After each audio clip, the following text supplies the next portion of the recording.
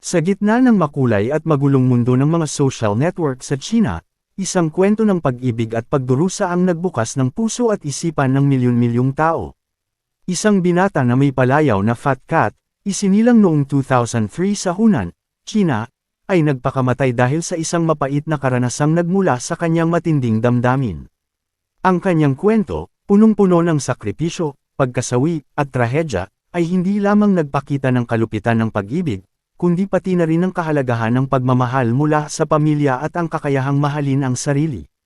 Ito ay isang kwento na nag-iwan ng bakas sa puso ng bawat nakabasa at nagpatibok ng damdamin ng marami. Ang binatang dumurog sa puso ng buong mundo. Kamakailan lamang sa mga Chinese social networks, mayroong nakakalungkot na kwento tungkol sa isang batang ipinanganak noong 2003 sa Hunan, China, na nagpakamatay dahil sa matinding pag-ibig. Ayon dito, ang 21 taong gulang na binata mula sa Hunan, na ang online na pangalan ay Fat Cat, ay walang partikular na trabaho at nabubuhay bilang isang inuupahang manlalaro ng laro para sa iba. Si Fat Cat ay nagkaroon ng on and off na relasyon sa loob ng 2 taon sa isang babaeng nagngangalang Dam Troop, 27 taong gulang na nakatira sa Chongqing. Sa kanilang relasyon, patuloy na sinisisi ni Dam Troop ang kanyang nobyo dahil sinabi ng kanyang kasintahan na gusto niyang magpakasal. Si Fat Cat ay nagtrabaho ng higit sa 14 na oras sa isang araw, naubusan ng merienda at ilang inumin hanggang sa siya'y malnutrisyon, at kumita ng higit sa 510,000 yuan, humigit kumulang 72,000 dolyar, na lahat ay ibinigay niya kay Dam Troop. Si Fat Cat ay nagbigay rin sa kanyang kasintahan ng 40,000 yuan, humigit kumulang 5,600 dolyar, upang magbukas ng flower shop, kasama ang maraming iba pang halaga ng pera. Ang pera na ito ay hindi lamang nagbabayad para sa mga alaala ng araw ng mga puso. Ang lalaki ay regular ding naglilipat ng pera sa kanyang online girlfriend na si Dam Troop, na gustong magpabakuna laban sa kanser sa suso. Kapag siya'y nauubusan ng pera, kapag kailangan niyang sumagot sa pagpunta sa isang biyahe kasama ang mga kaibigan, isang salita lang, si Fat Cat ay hindi exempted sa paglipat ng lahat ng pera niya. Noong kaarawan ni Dam Troop noong nakaraang Marso, binigyan ng binata ang kanyang kasintahan ng isang iPhone 15, at kahit humingi si Dam Troop ng 40,000 yuan, humigit kumulang 5,600 dolyar, upang magbukas ng kanyang flower arrangement dahil sinabi ng babae na ayaw niya ng long-distance relationship, ang binata ay lumipad mula Hunan papuntang Chongqing upang manirahan. Ngunit gamit ang dahilan na ayaw manirahang magkasama bago magpakasal, ang binata ay nagrenta ng bahay upang manirahan malapit sa kanyang kasintahan. Kapag lumipat mula Hunan papuntang Chongqing, pinili ng binata na sumakay ng murang tren. Ang kwarto ng binata sa Chongqing ay napakaliit at simple, walang kahit na kumot. Araw-araw, ang binata ay nag-order lamang ng murang pagkain na nagkakahalaga ng humigit kumulang 10 yuan, 1 dolyar at 40 sentimo.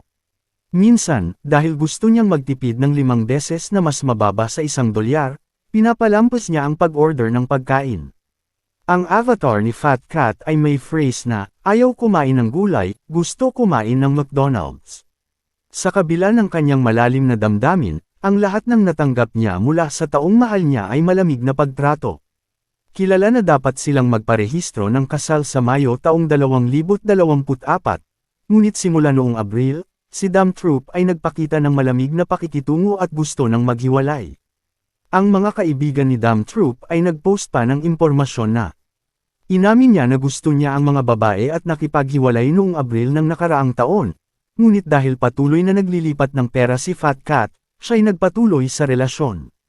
Sa huli, kahit anong pagsubok ni Fat Cat na ipagpatuloy ang relasyon, tinanggihan pa rin ng babae ang relasyon, na naging dahilan ng pagpapakamatay ng binata. Sa kawalan ng pag-asa, tumalon si Fat Cat sa ilog at nagpakamatay. 1 oras bago tumalon mula sa tulay, naglagay ang binata ng 760 bulaklak na sumisimbolo sa 760 araw ng pagmamahal, kasama ang paglilipat ng 66,600 yuan, humigit kumulang 9,400 na dolyar, sa kanya na may mensaheng, kusang loob na paglilipat. Ngunit ang tugon sa lahat ng pag-aalaga ni Fat Cat ay ang kalupitan at kawalang pasasalamat ni Dam Troop.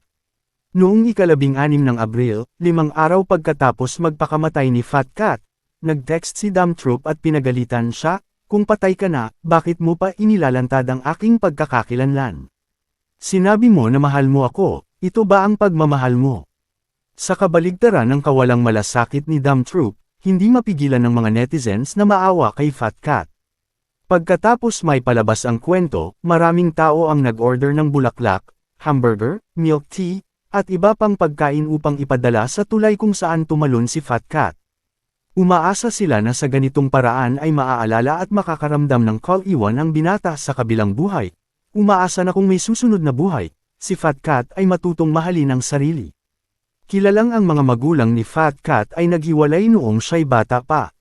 Si Fat Cat ay kulang sa pagmamahal ng pamilya at may introverted na personalidad kaya siya'y laging nasa bahay lamang at naglalaro ng laro buong araw. Ang kaso ng binatang ito ay hindi lamang pinag-uusapan ng mga kabataan kundi pati na rin ng milyon-milyong magulang na nagulat at nag-isip ng malalim. Nang mangyari ang insidente, isang malaking bilang ng mga netizens ang nag-order ng burger, milk tea, at iba pang mga bagay sa pamamagitan ng take-out platforms at ipinadala sa Yangtze River Bridge upang ipakita ang kanilang pakikiramay. Nakakagulat na natuklasan ng mga tao na ang ilang mga take-out packages na in-order ng mga netizens mula sa buong bansa ay walang laman na bag at purified water. Karamihan sa mga kaugnay na tindahan ay kilalang mga brand tulad ng Pinchin, Sevai, Now New, Bao Wallace, Gangsho, Zusia Snail Noodles. 2 taon, 510,000 yuan, humigit kumulang 72,000 dolyar, kapalit ng 2 pagpupulong, at ngayon, binayaran niya ng isang buong buhay. Maaring ikaw ay maawa, maaring ikaw ay magalit, at nagtatanong kung bakit nagiging bulag ang tao kapag umiibig. Makikita natin kung gaano kahalaga ang pagmamahal mula sa pamilya bilang pundasyon. Sa huli, siya ay isang batang ipinanganak at pinilit lumaki sa lipunan ngunit hindi nakatanggap ng pagmamahal na nararapat mula sa mga taong nagluwal sa kanya. Tanungin mo kung paano matututo ang isang mahinahong bata na mahalin ang sarili at magmahal ng tama dahil ikaw ay isang kawayan. Ipinangako ko na papalitan ko ang aking pangalan mula Fat Cat patungong Lovely. Dahil ayaw mo ng long-distance relationship, ipinangako kong lilipat mula Hunan papuntang Chongqing upang manirahan malapit sa iyo. Dahil ayaw mong magkasama bago magpakasal, ipinangako kong mag-isa sa isang maliit na kwarto para maalala ka araw-araw. Dahil gusto mo magbukas ng flower shop, ipinangako kong magtrabaho ng mabuti at maglaro ng laro buong buhay ko. Dahil sa padalos-dalos na pangakong magpakasal sa Mayo, ipinangako kong maghanap buhay ng ilang taon para sa iyo, walang pakundangan. 2 taon, 510,000 yuan.